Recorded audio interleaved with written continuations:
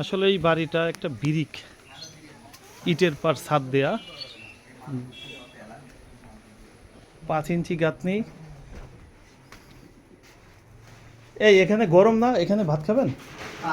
বাইরেই তো আরাম বেশি, এখানে গরমের ভিতরে। হ্যাঁ? আচ্ছা আচ্ছা। সিঁড়িটা প্রচুর খাড়া হয়ে গেছে, এইটারও খাড়া হয়ে গেছে। আচ্ছা, এই ছাদটা কয় ইঞ্চি? 4 ইঞ্চি ঢালাই। টেপ আছে? টেপ তো নেই।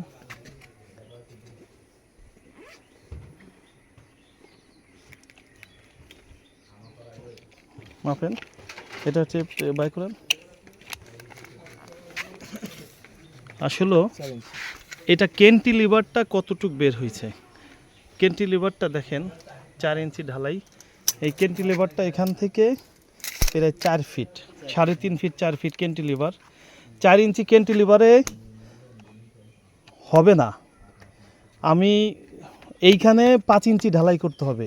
আপনারা একটা জিনিস খেয়াল রাখবেন, 4 ফিট 3 ফিট ক্যান্টিলিভারে 5 ইঞ্চির নিচে 6 ইঞ্চির নিচে ঢালাই করা যায় না। এই দেখেন, ওই দেখেন, আমি মনে মনে যেটা কইছি সেটাই।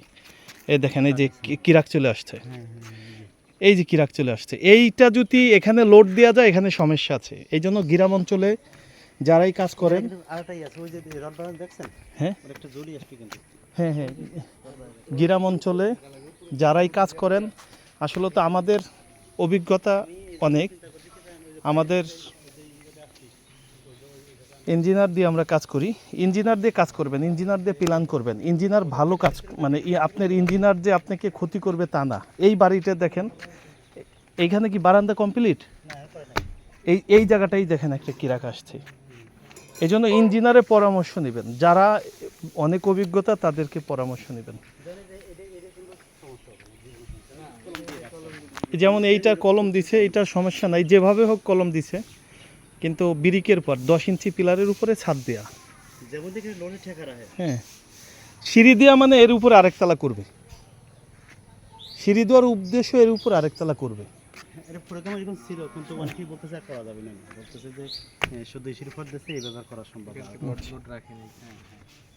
তাহলে দেখেন, এত টাকা ইটের খরচ করে এই প্লাস্টারের যে টাকা লাগে, আমাদের প্রিকাস্টের সে টাকায় বাড়ি কমপ্লিট হয়ে যায়।